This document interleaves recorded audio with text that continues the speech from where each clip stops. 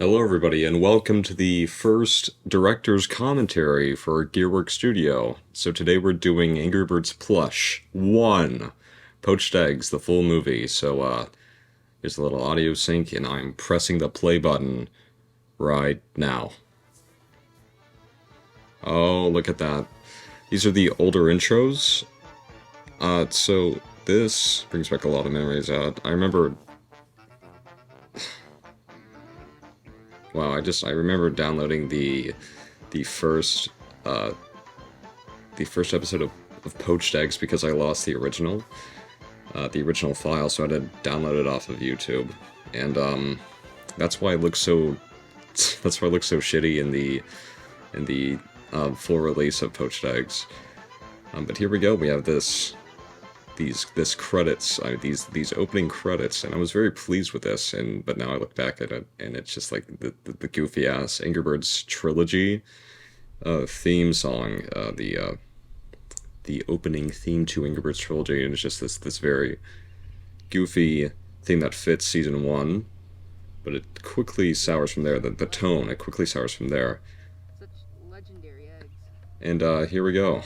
The 2019 installment, back when I had Emma Kate Whitman, the voice of Mugman from COPPA Plush, and she helped me out with the structures and stuff. And there's the Academy slingshot right there. So this was definitely a very pilot-styled episode.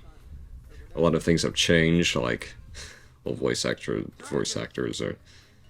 and certain things like that. This slingshot that appeared in this one episode. So, if you don't know, I left Angry Birds Plush after the first episode in March of 2019 because I lost interest. And after I finished Cuphead Plush in summer of 2019, I had nothing left to do. I had absolutely nothing left to do, and then September or August of 2020, I went on another nostalgic joyride for Angry Birds, and I returned to it. So here we are with the first episode. We're following the formula with the pigs doing the distractions, stealing the eggs. I wanted to make it seem a little realistic, so we have them throw a firecracker. That's just a piece of mulch, as you can see. And I felt very proud of how I did the sound effects when I did this, because I found this rip of actual sound files from the game off of this gaming sound effects website. I thought that was freaking epic. That was epic bacon. Look at that cut. Oh god, that cut to that. Are you kidding me? It was just a firecracker. There's gonna be some dead space where I'd think of shit to say. And it's so funny because I'll have stuff to say before I film, and then I just completely forget about it. And I thought this bit was kind of funny right here. I didn't really want to look for punching sound effects, so I just made my own punching sound effects by beating up my backpack. And that's what it only sounds like this in that one episode. And even in the next few episodes, I don't really have any punching sound effects until we get to the fight with Quarter Pounder. But you can kind of hear it right there, where Red slaps that little pawn right there. Wow, it's really weird to listen to your voice from a few years ago. I mean, how long ago was that? Only 4 years ago. Well, I guess it makes sense. And there's the 2012 blue plush right there. And I used that plush because I always had the 2010 original designs. But I lost it. Oh, and we have an ad. Yeah, I'm watching this on YouTube because I don't have the original file. Okay, anyways, I was talking about the blues. Yeah, this is the only time I use that 2012 design because I found the 2010 design immediately after shooting this. So, our first structure in the entire Plush series, it's one of those weird crates that you can find in Hobby Lobby. That's all it is, with a big old pig on top of it. And that big old pig is probably the oldest Angry Birds plush I have. That's kind of a cool pan and fade right there. But here we go, the first fling into action. Read with that sports slingshot. So, not really much to say for episode 1. Actually, wait. I remember actually having a script to episode 1. And, well, it was very different. I didn't want to call them by their what do you call it, official names. Because I really hated their official names because I was always a classic cuck, and I wanted to stick to, like, the old traditions of calling them Redbird and Bluebird and Yellowbird. I actually never really wanted to call them by Red and Jim, Jake and Jay and Bomb and Chuck and all the stupid names. I never really liked their official names. So, in the script, I think I gave them original names. Like, I think I called Bombird Xavier, and I called Red Hunter. It was the weirdest thing. And then, when they stole the eggs, I did this, like, jigsaw-ass thing where when the pond pigs, like, leaves a tape recorder, and the birds are like, what the fuck are our eggs? It's a tape recorder. And then we hear, like, and we were supposed to hear, like, a disguised voice, and it's supposed to be one of the pigs saying, we have your fucking eggs, and it was just supposed to be a bunch of stupid bullshit. I was a big Saw fan at the time. I don't know why I was crazy over the Saw franchise, but I just was. And there's the old nest material. But, you know, straw's a good substitute for that. But we didn't use straw at the time, we used some weird paper. But back when structures were easy to make, and I only had those 3 pigs.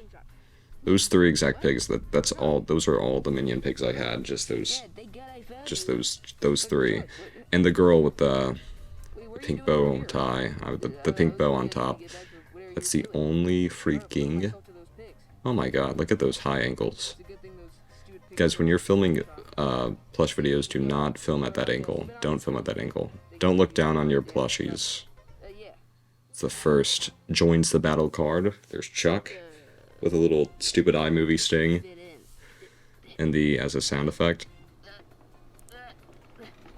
there's really shitty, woody, creaking noises. And that slingshot's not even made out of wood. It's just like some weird plastic with a wooden beam, with a wooden Y-beam. And there's red in the background. There's the Sonic colors. Where's that Sonic Generations Sonic Boom sound effect? Chuck, that was freaking amazing, dude. So, did you find the eggs over there? No. I mean, More dead air. Running out of things to say, and I keep getting distracted by my own dumb movie. Because really just... all of episodes 1 and 2 are about... Dude, the eggs are up with the corporal, the eggs are up with the foreman, we have to keep going through these structures, so follow me, dude. It was a little awkward trying to do things by myself. I had EK on standby with me, but I never really needed her. I acted like I never needed her out with this one episode that she was a part of, and which is a little silly of me. And I only need her if she needed to talk. But she did make the structures for this episode, so that's pretty swag. And for clarification, this is not the same person as later in the series. The person later in the series who helped out a lot was Casey Hartzell.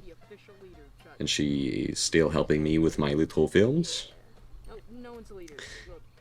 Alright, so this part right here, I was foreshadowing a little, like, leader, rivalry thing, a little competition for leadership in the flock. And it's something I never followed up on. I think I tried coming back to it in episode 3, but it's something that I never, like, really finished or finalized, and I just said to hell with it. And, listen, like, you will see a lot of clips of me stuttering over my words. And my justification for leaving those things in was that... oh, ad.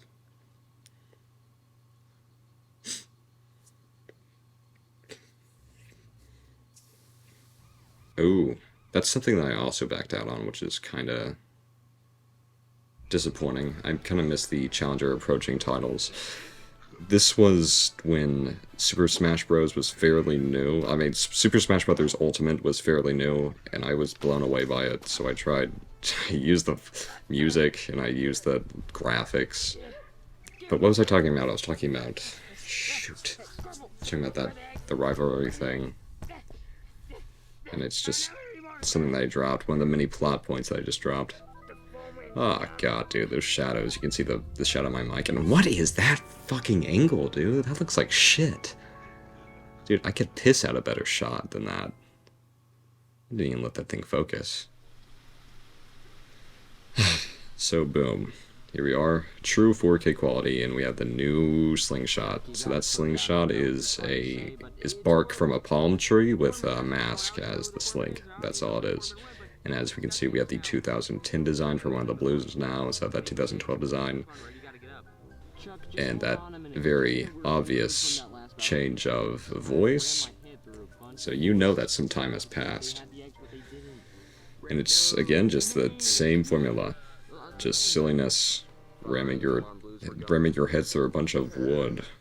And I fixed the camera angles, now we're actually down on the same level as our characters. The structures in this episode fucking suck so bad. But I like the color grading. I think it's because it looked good outside, it was evening, and it was just crisp weather, so you get that pop with the 4K camera. So it was pretty freaking epic. Epic sauce, epic bacon. I'm sorry that I'm saying those really cringe sayings, but I'm trying to be pretty cringe right now. I'm trying to be pretty cringe. I'm trying to make this a very unenjoyable director's commentary. And there's a little mess up right there. I say, where's the corporal, so where's the foreman? Why didn't I do a second take? I just didn't. I would never do second takes. I would never do second takes, because I just didn't want to. If something was alright, something was alright. And I just went with it. And you see, like, you hear shit like that all the time. You see me, like, mess up or do a funny thing with my voice that was not intentional. Just a bunch of silly business. This is just a bunch of silly business on a Thursday evening, dude. This is probably the weirdest edited episode. I was still trying to get in touch with... Because it was some time before this was, like, basically a whole year after I, like, really edited another... Oh, wow, I'm having a stroke right now. I edited this video maybe a year, over a year after the last COPPA Plush episode, so it was some time before I got to play around with editing. But, you know, it still stacks up. Not really in comparison to my newest works, but it's nothing horrible. You can kind of see bomb and some other structures back there. Not to be seen yet. It's just a really clean look. I feel like 4K cameras really only look good when your setting is a little darker. So, nothing too creative for this, just two pigs in a kennel on top of a crate. There's really nothing to it. I was withdrawing. I was withdrawing with my creative juices. I remember making a video before this said, hey dude, I'm kind of running out of ideas. I made a video on this channel that said, guys, I'm running out of ideas, I need your help. And apparently, I'm running out of ideas translates to, I'm fucking quitting YouTube. So a bunch of my earlier viewers just said, I guess I better unsubscribe. So I got a bunch of people unsubscribed that day. It was kind of funny. I got really pissed though, so I deleted that video. I made a lot of update videos that I just deleted. I always thought that was funny how Bond just like squeezed his way through red and that blue right there. Just by like shoving them to the ground. I snagged this music from the Stock Tales video made by Senior Pello, and I know that these are from some Genesis games. But I'm just gonna call it the Stock Tales music. So I was really just seeking for music, and the reason it wouldn't have been that hard if I didn't just delete all my iMovie music. This was with my shitty MacBook Air from like 2014, it was like on its last legs. It was running out of space, and I needed to delete all these computer files, and that would include the like iMovie music and iMovie files. So I deleted a bunch of iMovie shit. So I didn't have music, I didn't have sound effects, so I just had to rip everything off of online. So there's a bunch of weird song choices, but I make it work. I make it work. So I do kind of follow into it, the leader thing. So Bomb wants to be the leader because, well, I mean, it makes sense because he's a freaking bomb, and Rutch is he's just a ping pong ball. So it only makes sense that Bomb's the leader, and I did follow into it. Kind of dropped it by episode 3, but I also kind of didn't, and you'll see what I mean by a second. So this is the one time I used the very original theme, the very theme to Angry Birds. Angry Birds. So very cool. No talking, just a bunch of Angry Birds being Angry Birds. Just you can't get any more oh, God damn it, ad. You can't get any more classic than that. Like how joyous he is, and Red is just pissing in his pants. He can't do nothing. And this was the most useless bit. I needed to introduce Matilda somehow, and I just didn't know what to do. So we just have this stupid, like, slapstick bit. No, it's not. It's a forest. There's a boat right there. It's a structure. That boat could mean anything. I don't remember Bomb's voice not being grating.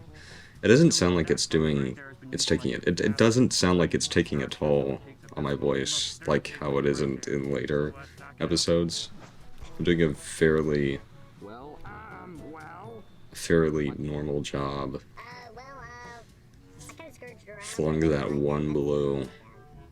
Can I talk about how I just don't freaking like the blues as 3 separate birds? I think that's super redundant.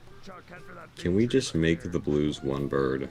It's just, I know it's their superpower, and I know that's how they're imagined in the comics, but dude, you angry Spurgs need to calm down. It doesn't, I've had to make plans to make a blues exclusive episode because there's fucking 3 of them, and you need to, like, I tried really deep diving into each individual blue, but it's something I could never come up with because they're all the same.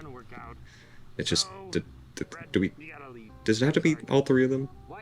Why can't it just be one? It doesn't matter. I actually really like Bomb in this episode. He's a humongous jerk, and he's never a jerk again in this series. It's really weird, but it's kind of funny.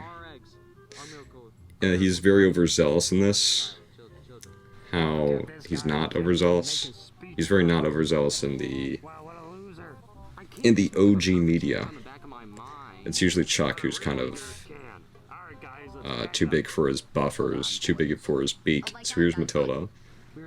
And I was, you know, trying to struggle to come up with a voice for her because I'm not a girl. So what would a girl sound like? I don't know what girls sound like. I've never talked to a girl. What even is a girl? I'm only joking with you guys. This is not really director's commentary anymore because since I'm now watching this movie, all my director's skills have very conveniently been thrown out the window because once you're put on the spot, everything just, your brain just sets itself on fire, and it is the worst thing ever. We're resorting to these, like, bird's eye angles again. Don't do this. If you're looking at this and if you're hearing me, do not make angles like this. Get on their level. And do second takes if you mess up. That is the weirdest color combination. And whale. Yeah, that's Angry Birds, dude.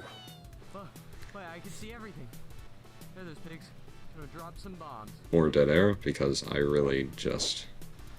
Because you're literally just watching Angry Birds. There's nothing. Oh my god, look at that horrible, like, special effect king. What was I thinking? How disgraceful. So usually there would be like a hit effect where she would, you know, hit the ground. But I didn't have the sound effects because I deleted all these freaking files. And another good old Challenger approaching graphic. What a shit structure. Well, I mean, it's compromised of all the episode's units, so I guess it works. The foreman is literally right there. Something that I've always wanted the big, like 8-inch or 16-inch or whatever, mustache and helmet pig. Because I just think they're neat. I never really liked the smaller helmet pig and mustache pig. I think they're just a little too dinky for the gracious mustache pig and the gracious injured helmet pig. I just think they look better, bigger. The king definitely looks better, bigger. So this is when the king pig comes into play. And all these pigs sound the same. They all sound like this. They all sound like this, and the king sounds like this. No, wait, he actually sounds like this. I don't really know what voice I was doing for him. It's been a while since I've done Angry Birds Plush. It's been a while since I've done my voices, so I kind of forgot what they sound like. But they sound similar to that. I think the last time I even attempted an Angry Birds Plush voice was with that interview with Mr. Yumster. And here's this. It ends with this stare. I think what that was supposed to symbolize was the leadership rivalry. I don't fucking know. I don't know. Oh, look at this. Foreman, what happened? That was unimprovised, dude. That just happened. There's just a spider crawling all over him, dude. That was such good practical effects, dude. What did you tell him? He was a menace since day one, King Pig. So, that's when you know you're set with a villain. I think since this, after I finished the Poached Eggs arc, I kind of knew what I wanted to do with him. And I worked my way around King Pig. A lot of the Angry Birds Plush storyline was worked around King Pig. He's my favorite character in all of Angry Birds. He's just so fun. You can do a lot of things with King Pig. You don't have to make him a fat, gluttonous little coward. You can also make him a big, juicy, scary man. Scary man. And that is the worst structure ever. What the fuck is that even supposed to be? This is a Savannah? This is Slimy Savannah right here. Dude, this is Salami Savannah. It doesn't look like Savannah because there's a bunch of dirt. Thank you for that observation, Chuck. I had to make sure that the audience knew that this was a freaking Savannah, because it's not a freaking Savannah. So just because you don't know it's a Savannah, it's a Savannah. And you have to reinforce that idea that Bomb is craving for power in this flock. And he's also a crazy freaking loon, so he's being silly. Dude, he's so silly. Again, nothing to say here, just Angry Birds being flung and flown and shown. I think ad. I like how I implement these stones.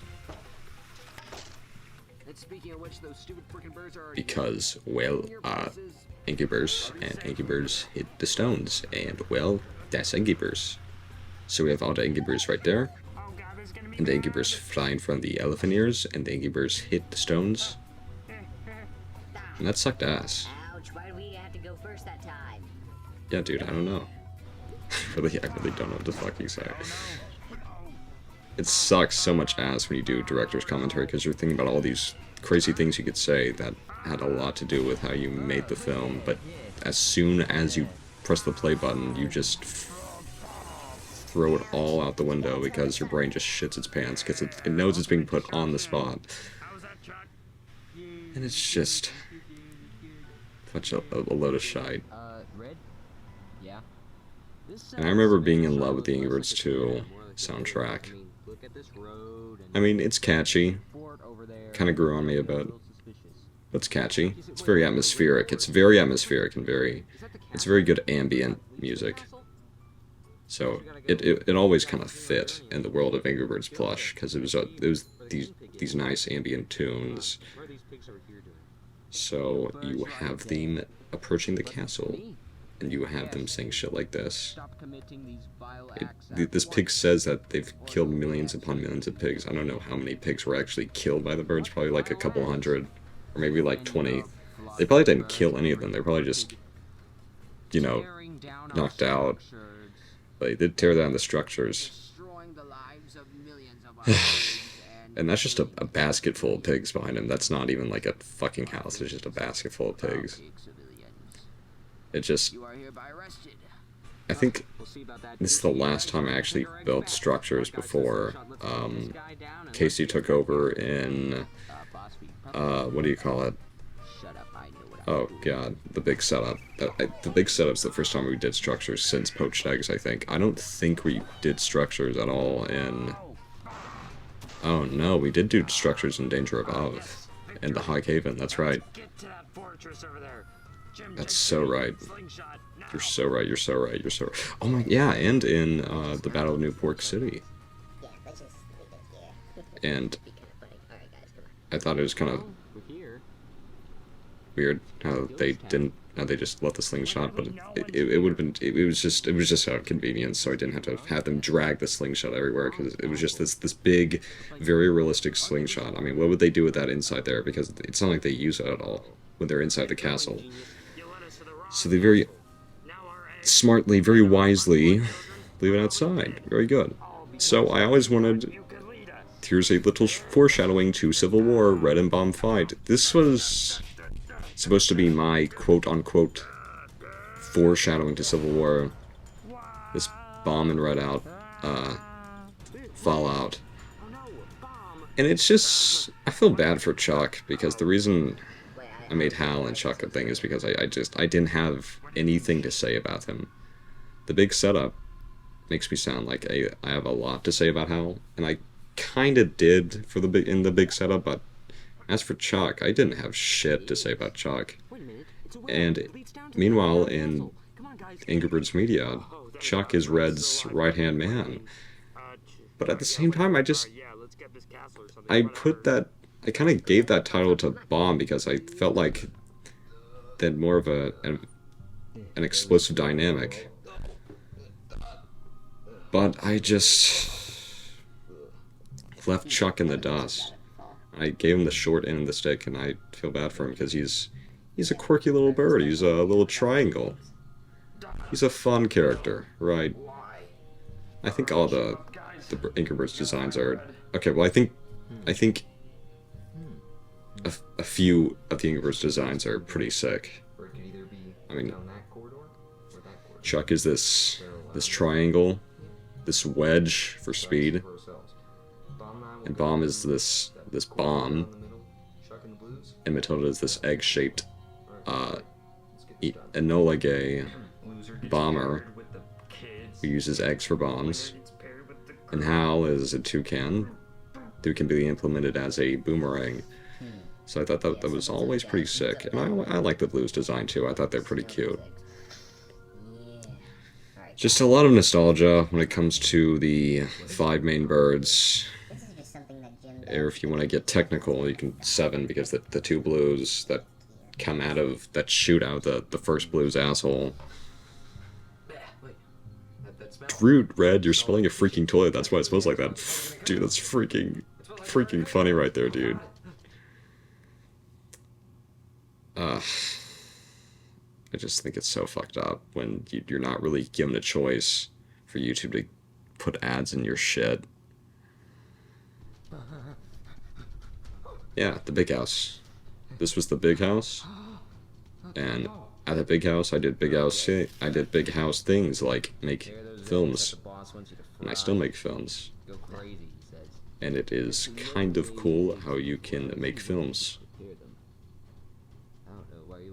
So this part was weird because I had this chef pig. I filmed the... Oops, sorry about the buzz. I filmed this scene first, and I had the pig chef come in instead of the minion pig, so I had to work my way around that shit happening, because Oh god, it's too I'm too tired to even talk about this. I should do this when I have some notes, but I don't think I will, because I have so many films to go through. There's the first appearance of Quarter Pounder, Queen Melissa, and Commander Porterhouse, which is that helmet pig over there. So, Commander Porterhouse was basically just this character that I could kill off. This important, quote-unquote important character that I could kill off. So I felt like I actually did something within the first season. And, you know, he did his things. He did his things. He did some things. And, well, this part, my god, so this editing this made me realize how shitty iMovie is, because, well, listen to this. I would be editing it, and the audio would seem insanely low, no matter how high I amped up the volume.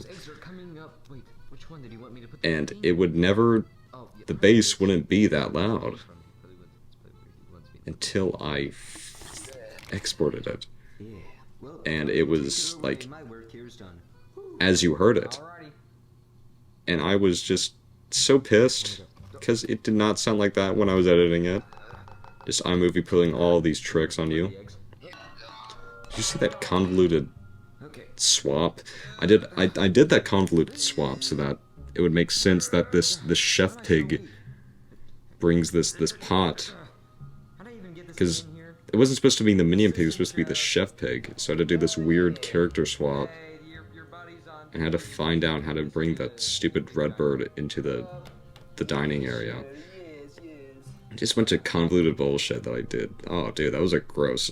Why did I think that was okay? You can see the shadow of my mic, and there's just a fast, like, pan.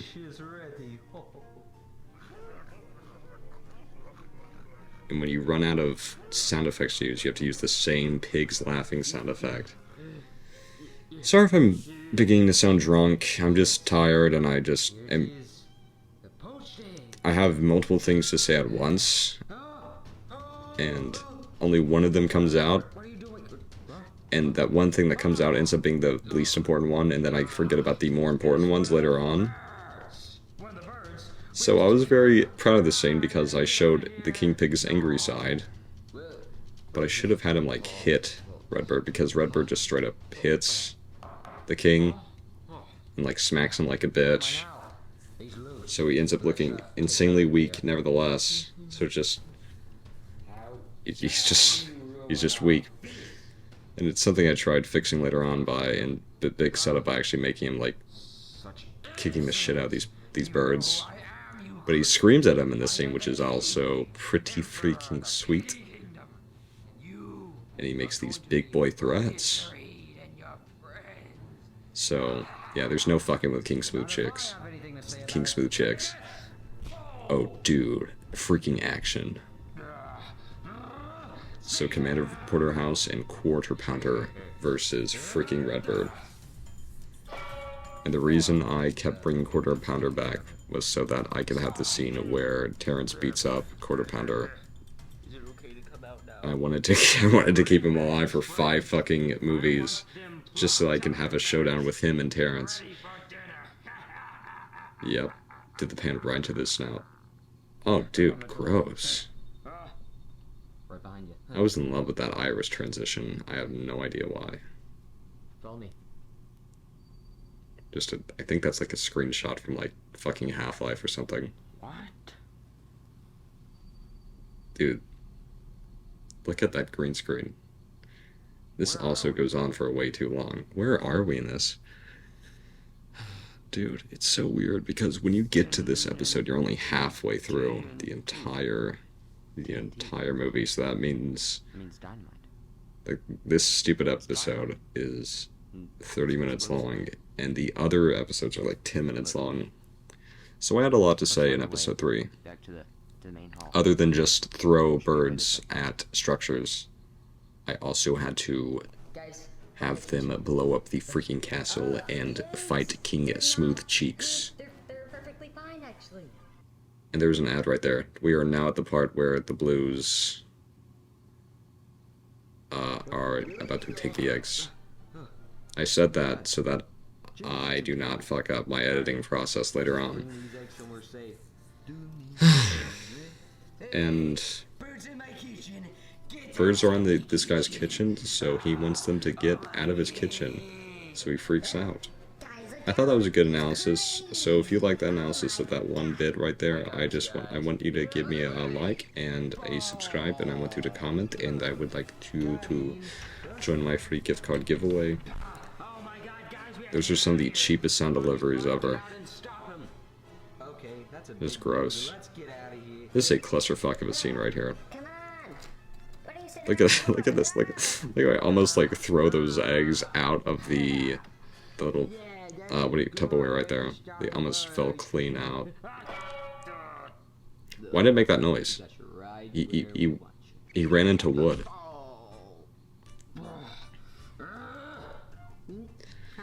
My voice was dying by then because I was making a bunch of noises.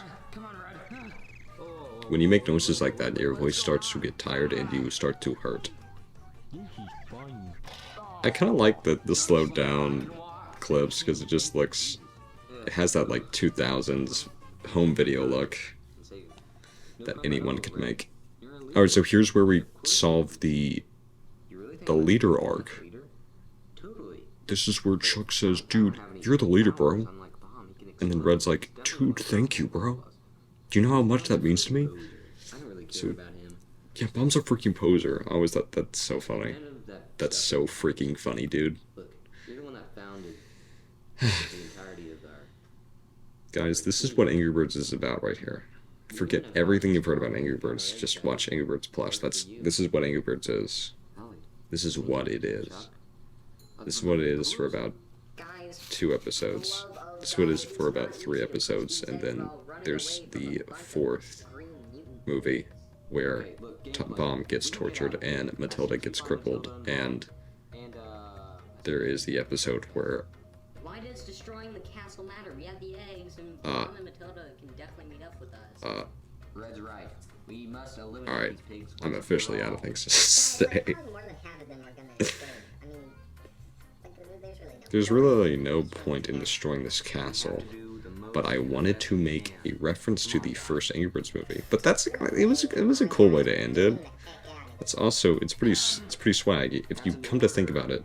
Destroying a freaking castle with a basement full of dynamite is pretty swag. It's pretty swag, dude. And so that's what they're doing. They go to the TNT basement in the freaking castle. But Quarter Pounder is after them, dude. So there's some stakes here. They're trying to find Matilda. And oh my, look at that. Look at Jim. He is faded out. Why did I think that was acceptable? Why did I think that was plausible? Why did I think that was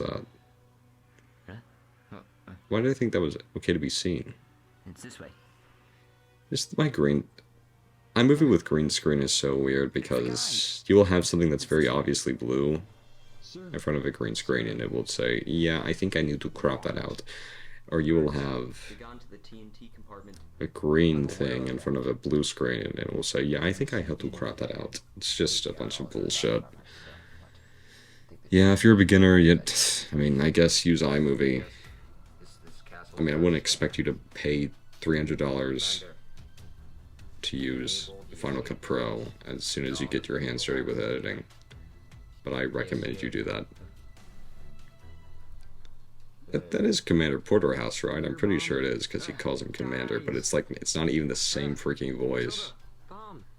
I will say freaking to calm myself down, because I don't like cussing too much, because I know I do it too much, so bear with me here. That nasty-ass Tupperware, that nasty-ass transparent paper, I forget what it's called, saran wrap. Not just yet. This room is full of TNT.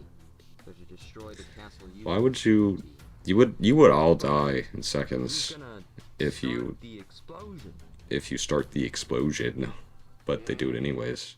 Bomb, why are you opting to do it? So shouldn't have ticked him off, Jay. This, I wish I stuck with this, and I did for a while, using heavy metal rock for the final boss music. Yeah, and I did do that for, I think, all of the, or almost all of the movies. I think the only one I didn't do that for was Danger Above. But we do it here. This is Wonder What's Next by I Forget, and it's an awesome song. For Mighty Hoax, we do, oh no, Forget to Remember by I Forget.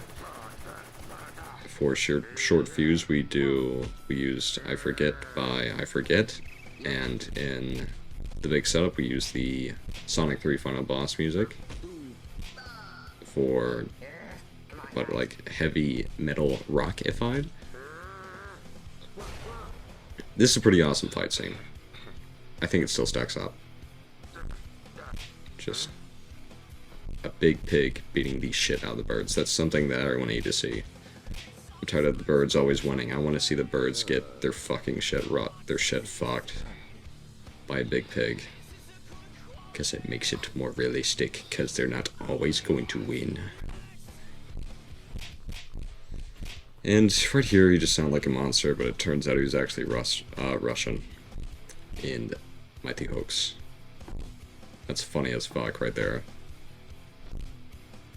For $2 billion, but you grab Red by his two, like, weird top feathers and swing him around like Quarter Pounder just did. I don't know what that was supposed to be.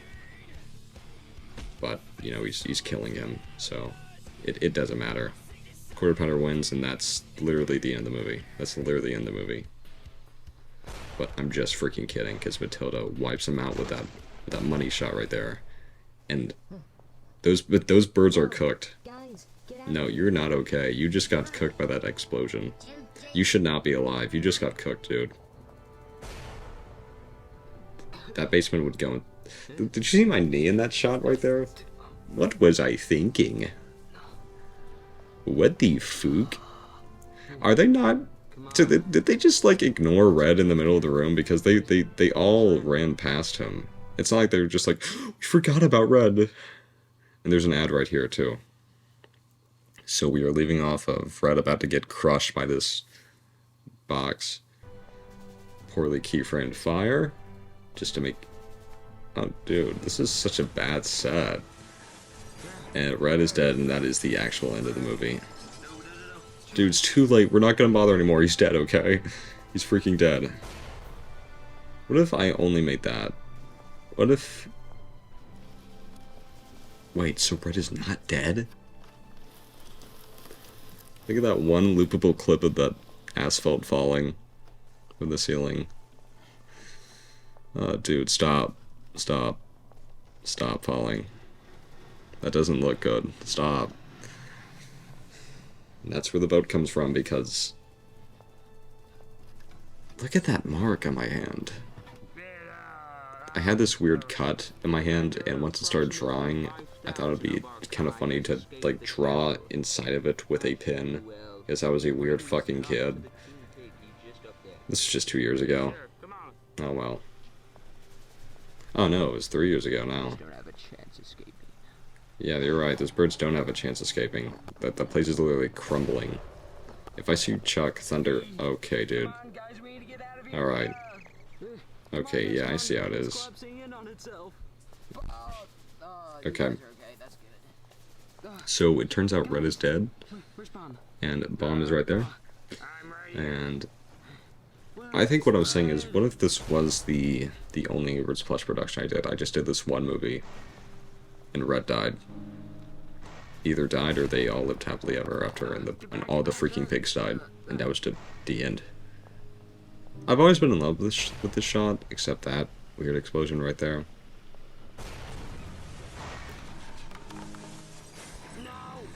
They're all mourning over Red because he's definitely freaking dead. This is not a director's commentary. This is just me. This is just a fucking reaction video at this point of something I've seen a million times. It's just that when you see your own work like 127 times,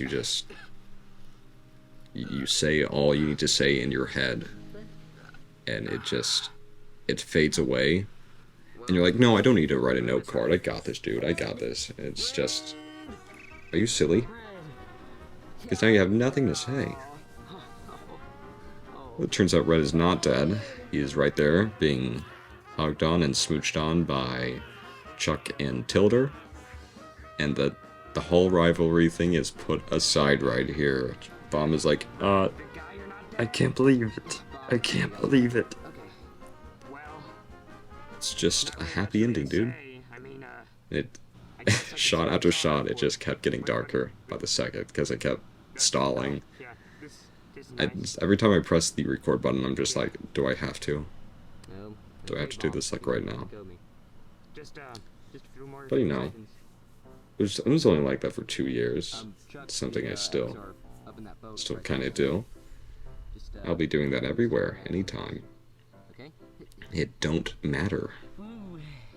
So the reason I had him grab that boat is because I filmed this first, and I just had them in that boat, the eggs in that boat, because I was, like, huffing glue or something.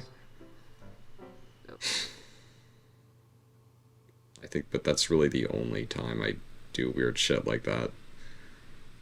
I think. And that was a good pan. Beautiful sky. A little epilogue right here. You kind of looked everywhere. There's something wrong with the birds And themselves. Bomb and Red are finally getting along. However, they were branded. And they were branded in the kitchen. That's what that thing is right there. That little mark, a little symbol. Hey, look, So what if they made out right here? What if comforting me with Civil a hot War bear at the Part fortress. 2 or Part 3 was just a big Red and Bomb make-out session? Like, they were just sloppy kissing and, like, having gay, rough, hardcore, just sweaty, gross sex for, like, 30 minutes. What would you think about that? Being a bit This Red and Bomb just going at it for 30 minutes. What would you think about that? I want you to answer in all honesty. What would you think about that? So, all of that is put behind them, and there's not another Angry Birds movie after that. I was just kidding. This is the only Angry Birds Plush installment. This is the end right here. Yes. The pigs never attack again, I'll know they will come back. and I tried replicating the very first sentence They'll be fine. in Angry Birds Plush where they're like, do you think those pigs will ever come back? I don't know. Even harder. But now now Red knows they'll come back. So there is going to be another Angry Birds Plush movie. It's going to be called Mighty Hoax, dude. Oh my god, these pigs won't fucking leave me alone. You can get back to taking the pig careers, huh? Yeah, that was pretty silly. What a silly lot. I hope nothing bad happens to that bomb or to that chicken. I hope they all live happily ever after, and I hope a rebellion does not happen with a mustache pig, and it leads to him doing some terrible crimes against humanity. stupid birds. Whenever I see Corporal Screwtail, it is a breath of fresh air, because he's just another one of the goofy-ass pigs. What? He's a relic of a bygone era. Right now they just kicked our rears. Then what do you suppose we do? We wait And, until well, the king comes yeah, up with his Angry Birds next Plush. plan. He says So we here's gotta my hope little something. foreshadowing of Mighty Hoax, because of course he would. Of course he has to foreshadow Mighty Hoax. What? Because that's literally what happens We'll next. get you birds. We'll get you and your eggs. And then we have to use the funky jazz theme right here. Look at that. I'm actually very proud of... Well, not anymore, because I've grown on this. I've grown with this, but...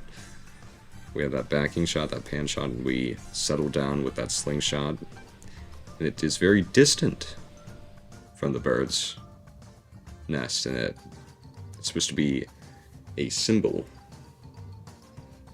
saying, yeah, we're distancing ourselves from that violence for now, but it will return. That's what that means, in case if you did not know. Alright guys, I'm looking at the credits right now. So what that means is, that was the director's commentary, kind of, sorta, for Angry Birds Plush, Poached Eggs. Thank you for watching, and I'll see you in Mighty Hoax.